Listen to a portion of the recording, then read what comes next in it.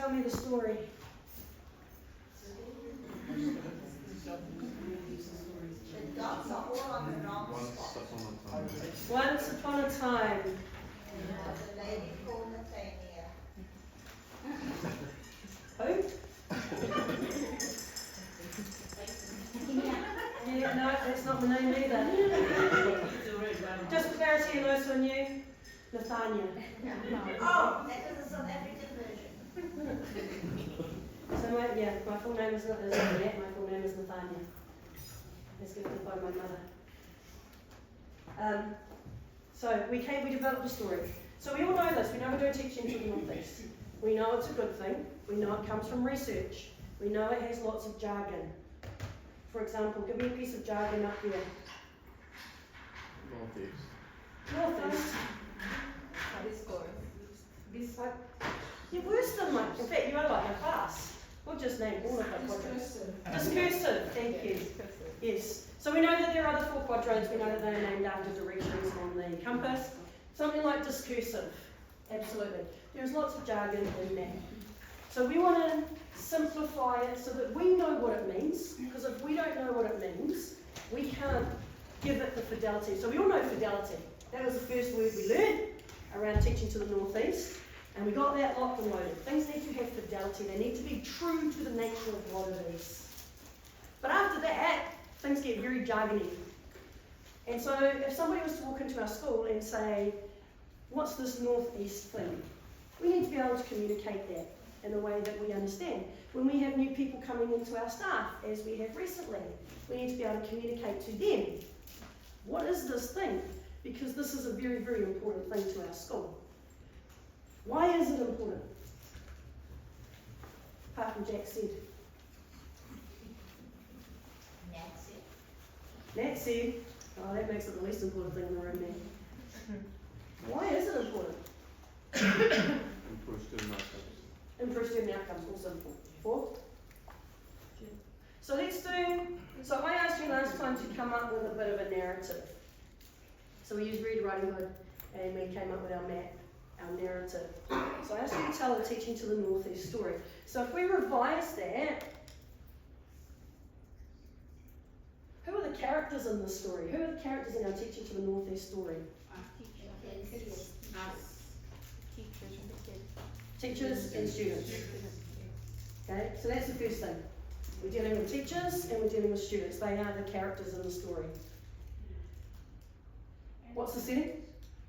And are parents part of teaching to the Northeast? Yes, yes. Whereabouts? Interactions. Interactions. And relationships as well. What do we need to be careful of?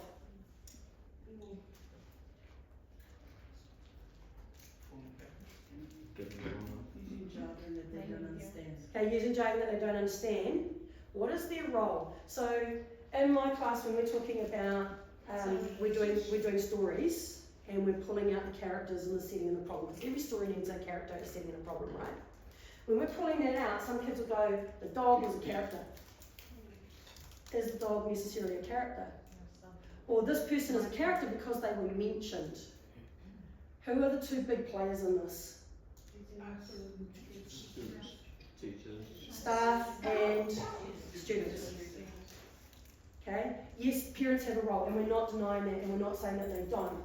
But they're not the major. The major is they are like our minor supporting characters. Yes, we need those relationships with them. But when we're talking about our relationships on that graph, we're talking about our relationships with our students. Those daily things, when you're sitting in a maths lesson and how you communicate with a student, how you correct them when they're off task, those things, we can get sometimes too big. And teaching to the Northeast, we're focusing it down. Yes, parents have a role. Yes, they are important.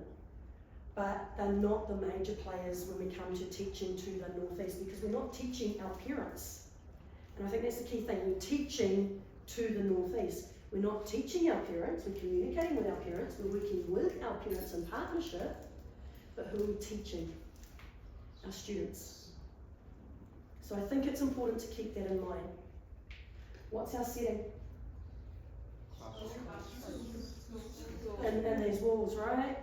And most of it will happen in our classroom because that's where 90% of what we do happens. And that's, again, it's not minimising what happens in the playground, it's not minimising what happens in choir or sports camp or anything else. Those are all important, but 90% of it is what happens in our classroom. Where do the not teaching staff fit? Good question, where do they fit? Supporting characters, same as parents. They still have a role, and if they're working with kids, their role is probably just as important as yours. When they're taking that withdrawal group for phonics, their relationships are just as important. But it's slightly different because what do they not do that we do?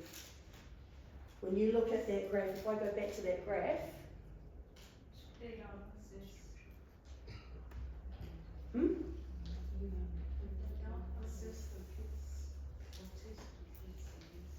So if we look at the two parts, so we've got relationships, we've got interactions or discursive, which part is really important for those guys?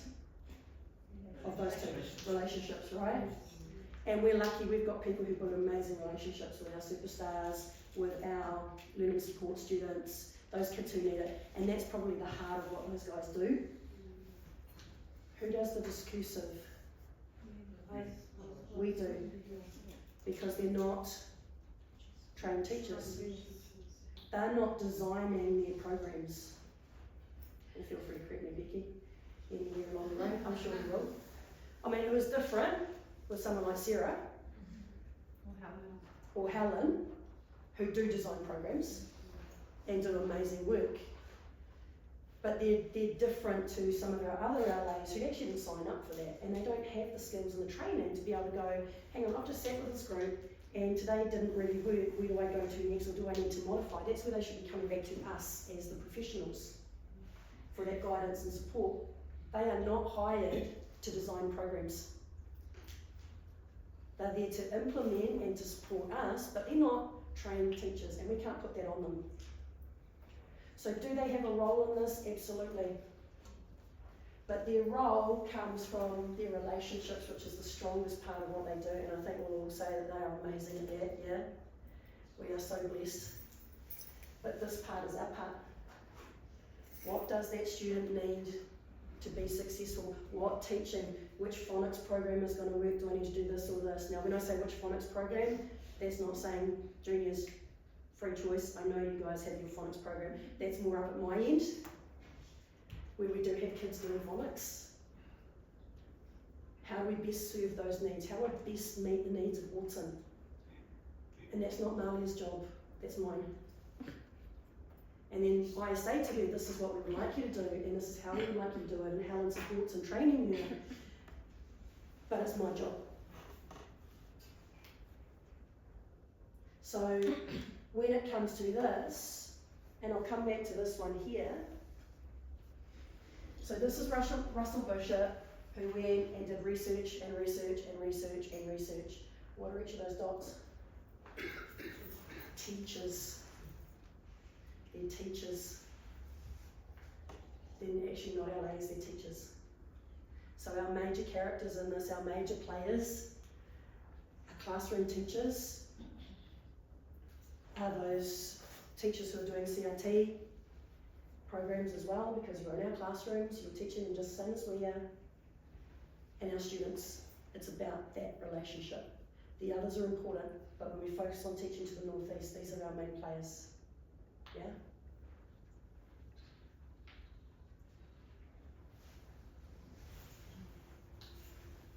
So what's the problem? Every story needs a problem. What's the problem? Learning outcomes. Would that be fair enough? We already know things are not great. What's our bigger problem? Absentee, maybe. Kids are not succeeding, right? Stella? Yeah? Is it telling different stories? Could be, telling different stories. So where does Russell Bishop's research stem from? Te kotahitanga. Stems from te kotahitanga. What's te kotahitanga about in Tapasa? It's about Māori and Pacifica achievement. So if you want to come back in a story, every story's got a theme, good versus evil, survival, figuring out who you are in this world. There are all these themes, right? The theme of Teaching to the Northeast is how can we help kids to be successful learners as authentic to themselves. And we've heard it all before. We've all heard Māori learning is Māori, Pacifica learning is Pacifica. We've heard it, right? But then it's a how do we do it? How do we actually do that? And we've all had conversations. I've sat in many a staff room and many a staff meeting, and we've gone, oh, we can use their language, and then da-da-da-da-da-da-da. But what Russell Bishop found was actually those two things, those relationships and what we do as teachers, how we teach, knowing our staff, is what makes the difference for those Māori and Pacifica learners. Make sense? Yeah? So the theme here is how do we help kids to authentically achieve as themselves without having to become someone else, without having to fit a system. We all know the game of education. We've all played the game. We don't want school to be a game. And so Russell Bishop actually put it like this. If you remember our chart, we've got the bottom. What was the bottom axis? Relationships. So he frames that as creating an extended family context for learning. So when kids are coming to school, they're not playing a school game, they're part of the whānau, they're part of Wainga. They belong, they fit, and they get to be them.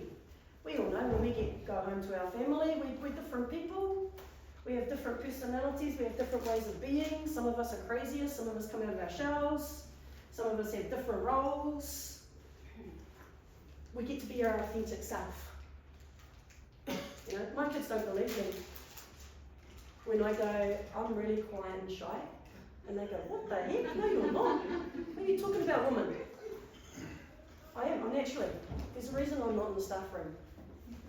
It's not my comfort zone. It's not where I feel okay. I'm not a small talker. If you want to go deep, I'm your girl. If you haven't figured that out by now, you've been in the wrong staff meeting.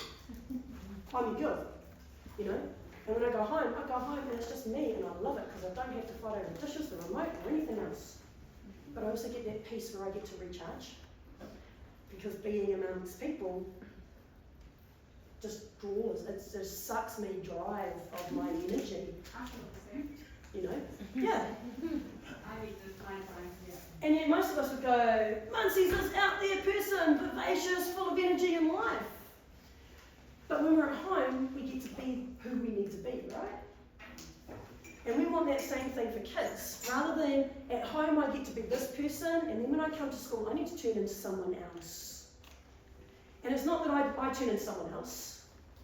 I've just had to reach deep, deep, deep inside and find that person who's out there, who my kids can connect to, because otherwise they'd be asleep. We'd be having horizontal meditation for most of the day. I'd be down right now, we'd be reading, we'd be shh. You know, I've got to find the teacher. Teacher Nat is different to Nat on the street. And we want our kids to come and not have to play the school game. To become someone else, to be them and be successful as them. And if we can do that, that's where we're successful. That's where things are happening. And then the second part, so we've created this family-like context, interact within this family-like context in ways we know promotes learning. And that's with things like the science of learning, which is coming to the staff room near you next week. It's all right, I'll catch up with people at camp. In between performances. How do we know what works? Because we know what works. There are things that work better than others. So we create that extended family context for learning. We interact in this family-like context in ways we know promotes learning. And then number 3, and this is the common code of practice, which is coming later. I am jumping a little bit ahead, but that's okay. We monitor. How are we doing? We're staying in the northeast because we know the winds blow and they blow us off track and they blow us into some of those other quadrants. So when we have a look, we create that family-like context, we create what we know works within that family-like context, and we continually monitor to make sure that we are staying up here, because this is what the research tells us works. That's where kids are successful. Which kids? Perfect attendance kids.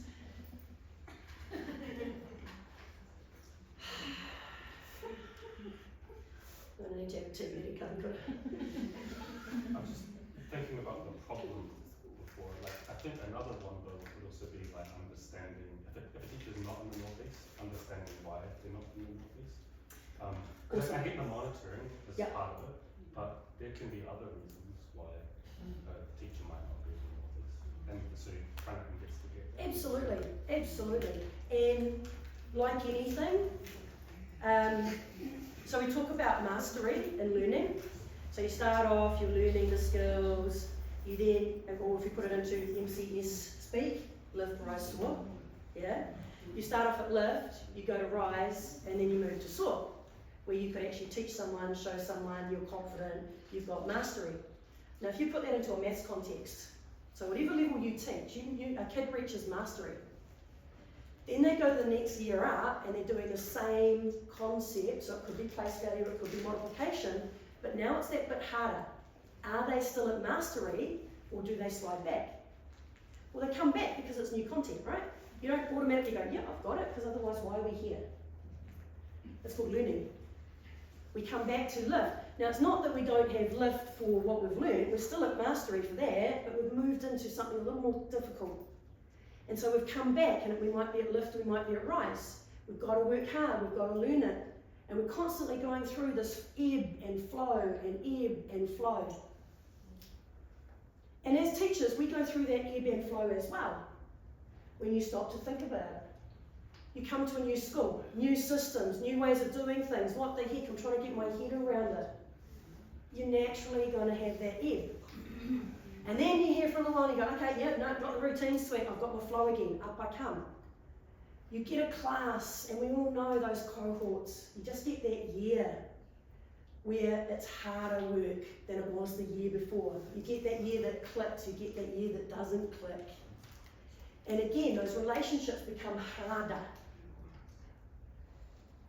And it's not necessarily that you're moving out of the northeast, you might come down a little bit, but hopefully you're not going to drop into the southeast or move across. And sometimes we do.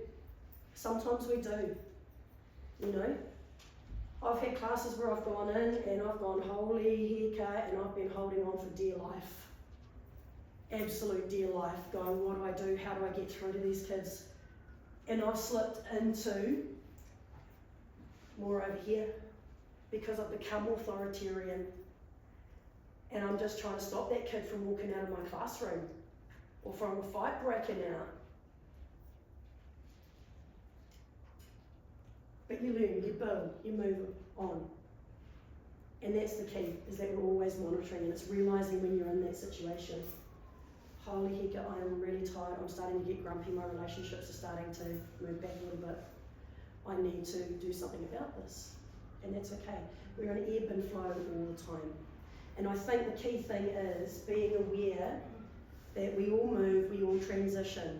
You come into a new country, you come to a new school, you have a different cohort. You know, someone in your whānau has just died and it has rocked your world. That is going to have an impact. We are human beings.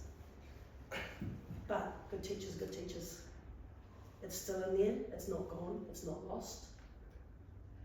But there are some teachers who live permanently down in here. They're down in the southeast. It's all about the relationships, and the kids love me and yay, but the kids actually don't respect me and they don't listen to me. That's not a good place to live. And I'll say that again, it's not a good place to live. And I think that's the thing, as long as we're not living in those zones. We haven't set up camp. We're not building our house there. You know, we're a little bit transient, but we're not building our house. I think it's important for teachers to know as well that we're not going to let you just try and monitor that yourself. Part of the process that we just haven't reached yet, we're just learning about this, is that through the impact coaching, you will be able to identify those areas, and then, like growth coaching, you will be coached through it and looking for ways to, for your next steps on how to improve in that specific area. So, yeah, it's you're not left to your own devices to just figure out, well, what am I going to do here? You will be supported with that. Absolutely, and it's not about judgment. It's not this is going on your appraisal. And it's actually most of the thinking and most of the this is where I'm at comes from you, not from your coach. Your coach is your guide. Your coach is your thinking buddy, not your judge and jury at all, because that's not what it's about. This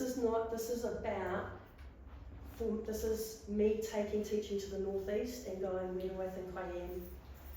What could I do better? How could I do it better? And it gives me a framework to do that. And the framework we've been through many moons ago, these ones here.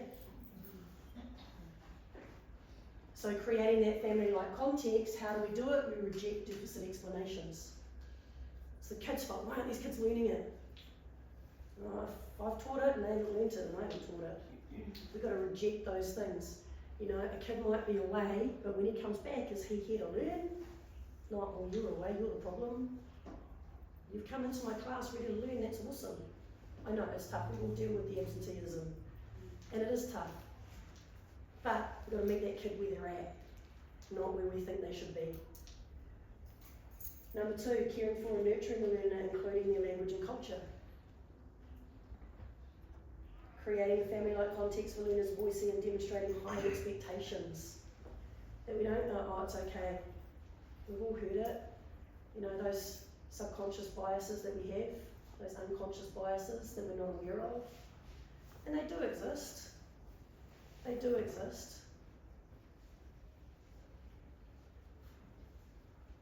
Ensuring that all learners can learn in a well-managed environment so as to promote learning. And creating a family-like context for learners, knowing what students need to learn. So those are our 5 criteria for how well we're doing at creating that family-like context that we can use to look at ourselves. It's a lens.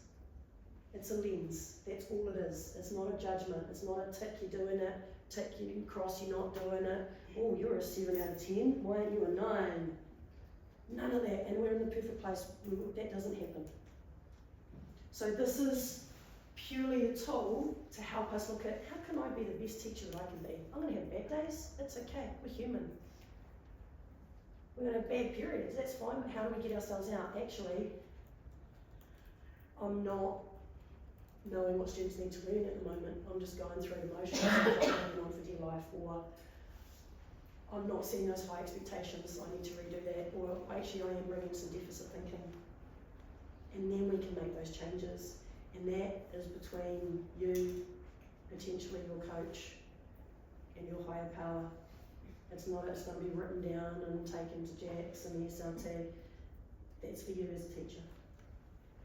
But without that lens, we kind of go along going, yeah, things are cool. Yeah, things are cool. You know, I was driving back from something one day and I was just out of Taupo.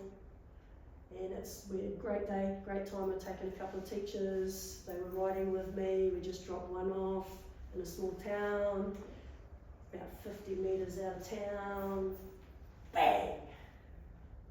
Car came to a sudden stop. I'm cruising going, yeah, everything's cool. Cam belt snapped, completely munched my engine. You know, but we can be like those teachers too, we're running along and everything's cool. Actually, if I got someone to check the cam belt earlier during the service, should have taken my car in for a service, wouldn't have happened.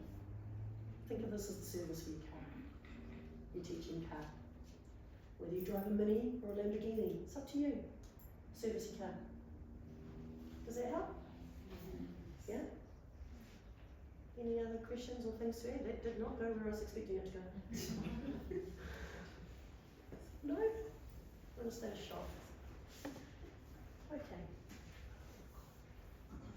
So, if we were to talk about our story, at MCS we teach in the northeast by, with, or through, what? Family-like context, creating a family-like context with fidelity.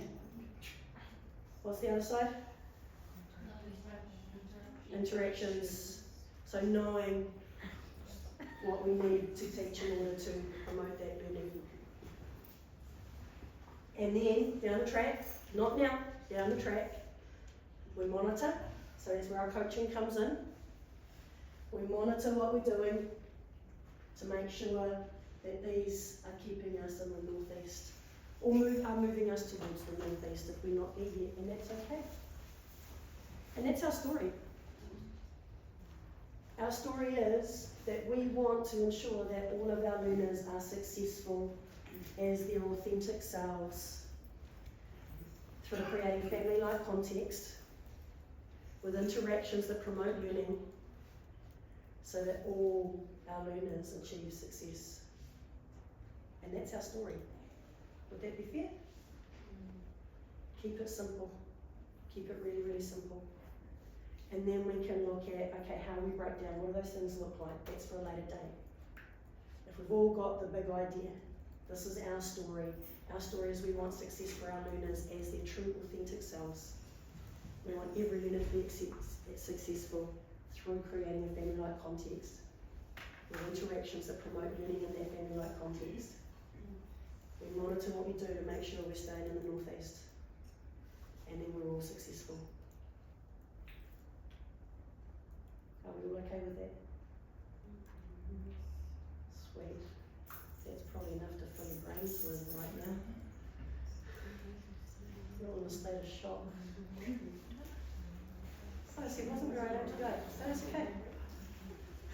So, tricky? No? Processing? Yes. And processing is good. Processing is good. Nitty-gritty, we could do the nitty-gritty and you could go, oh, these are the 5 dimensions, whatever, but actually, if we don't hold it, if we can't say it, there's no point. Because that's what we're now going to build on, is that narrative. And we Can I live add here. something for that? Go for it!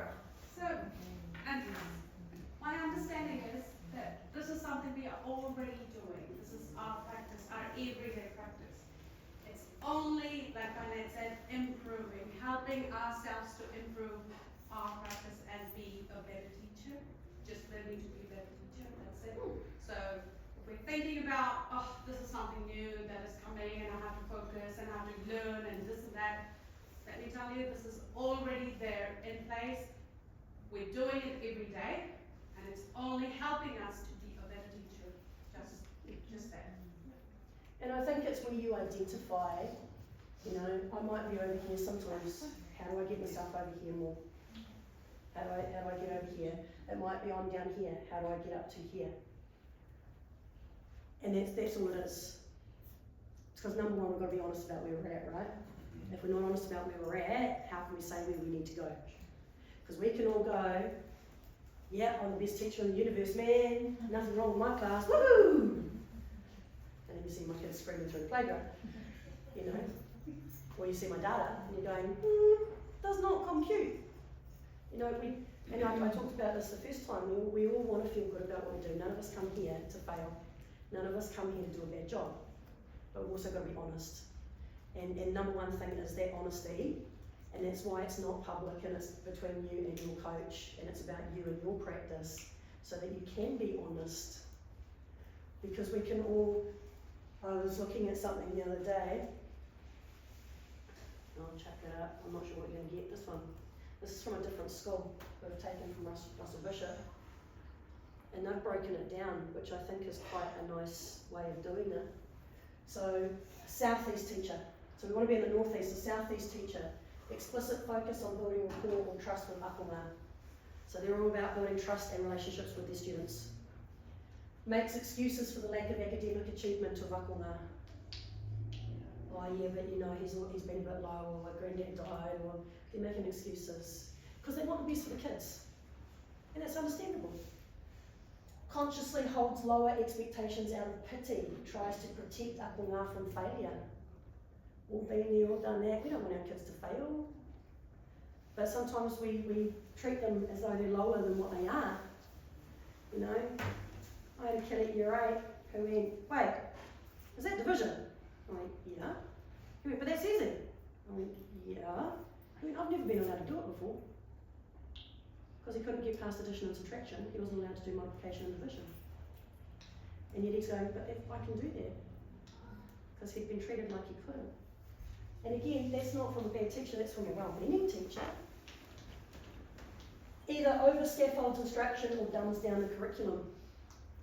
So either you're putting in way too much so the kids are not doing the thinking and they're not having that productive struggle, or you're just dumbing it down way too much so that, yep, got it, success, success, success. Doesn't provide opportunities, liked by apunga but viewed as a pushover. Yeah, we like that teacher, they're really cool. Because we do all that. That's not a bad teacher, that's a well-meaning teacher who just needs to reorient by raising the expectations, by expecting a bit more and not having that deficit thinking. Oh, you're at a 1A, so you can't. Northwest teacher, so this is the one over here, up on the top. Knows their stuff, but the relationships need a bit of work. No focus on building rapport or trust with apunga. Organises instruction around independent apunga and provides little scaffolding. This is where you should be at. If you can do it, fantastic. If not, catch up. Sunshine. Most of us have probably experienced that at high school more than anything, eh? Yeah. Unconsciously holds low expectations for dependent apunga. You're never going to get it. Chances are you're not going to pass my class. Makes certain apunga feel pushed out of the intellectual life of the classroom. And unfortunately that happens for a lot of Māori and Pacifica. Because there are people out there who have that impression, not academic.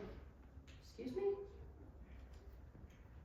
Mistakes cultural differences of culturally and linguistically diverse apunga as intellectual deficits, viewed by apunga as cold and uncaring. And I think it's pretty safe to say nobody reads them. But we've all, high schools where you really get that one, eh? Uni as well. Qualities of a Northeast teacher: explicit focus on building rapport or trust with apunga. Warm or firm tone when needed, some humour. You know when to use both, because you need a bit of both. Shows personal regard for apunga by inquiring about important people and events in their lives. You know, how's Pop? My hair is not okay. You know, sorry to hear about Papa. Those little things.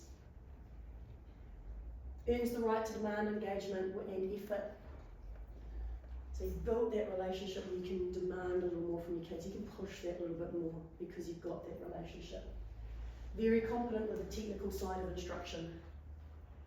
So you know your stuff. And that's hard. BTs, I know that's hard. So don't sit there going, because you are developing it amazingly. Yeah, and it will continue to grow. And as long as you're seeking it, that's all that matters. It's when you go, nah, I know everything, you've got a problem. Holds high standards and offers emotional support and instructional scaffolding to dependent apunga for reaching the standards. So we're supporting, but not too much and not too little. That fine balance, eh? And I think that's where this comes in, that teaching to the Northeast, is it's not about going, you're a Southeast teacher, or you're a Northwest teacher. It's about going, actually, maybe I am scaffolding a little too much. Maybe I'm not scaffolding enough. Little things like that that are constant ups and downs in the classroom. And encourages productive struggle, viewed by apunga as caring because of personal regard and tough love stance. I care about you, that's why you're in trouble. Because I expect better from you. I know that you can be better than that. I know your mum did not raise you like that. We've all had those conversations, eh? Yeah? That tough love.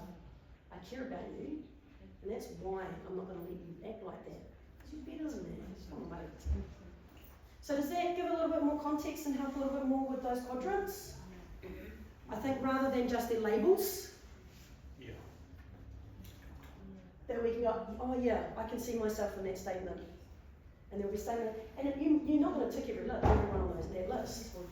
There are going to be some here, some there, and that's okay. Because that's what this thing is all about. It's about us being able to identify that so that we can move most of it to the northeast.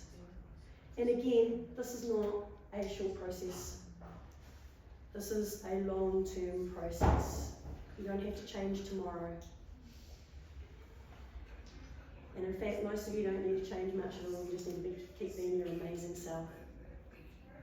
What you do need to be prepared for is we are going to start looking at this, and we're going to put a slightly bigger lens on it. Where you go, ooh, did I say that? Ooh. Let's check. Cool. Any other? I see myself, all three of them, sometimes I'm sitting here, but that way. I feel the situation, the context also means that this kind of quadrant, and that's right, but like having a wild class. I was going to say, would you find that yours changes depending on which class you're in sometimes? Yeah. Much respect those who don't have their own. There's a reason I have my own class and I didn't facilitate for long. Because I like to know what I'm getting. Much respect to those of you who had anything walking through the door on Monday. Or walk into anything on Monday. So yeah, cool. So have we got a picture? We know where we're going. Brains full. Fabulous. In that case, I now bring the meeting to a close. No more matters shall be raised on the floor. Go and enjoy your afternoon. Kia ora.